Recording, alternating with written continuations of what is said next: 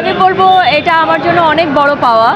প্রথম প্রথম সারির সেলিব্রিটি থেকে শুরু করে সাধারণ মানুষ পর্যন্ত আমি অনেককে দেখেছি লাইভে এসে আমার জন্য কান্না করছে। এটা আমার জন্য অনেক বড় পাওয়া এবং তারা যে এভাবে আমার উপর বিশ্বাস করেছে এবং চিন্তা করেছে যে আমি বাংলাদেশের জন্য কিছু করে নিয়ে আসতে পারবো, আমার কাছে মনে হয়েছে এত কষ্ট করার পরে এটাই আমার সার্থকতা। এই যে জার্নিটা মানে আমরা যেখানে দেখলাম যে মার্কিংয়ের দিক থেকে আমরা টপ 5-এ জি, তো এটা আসলে কেমন লাগে? আসলে বললে অনেক কিছুই বলতে পারি, বাট যেহেতু আমি part of miss universe family, so অনেক কিছু আমি বলতে পারবো না। বাট এতটুকু বলতে পারবো, বাংলাদেশের হয়ে যতটুকু পজিশন নিয়ে আসা সম্ভব, যতটুকু সর্বোচ্চ রেজাল্ট নিয়ে আসা সম্ভব আমি করেছি।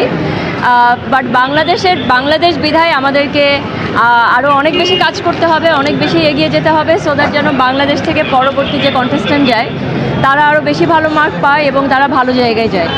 আর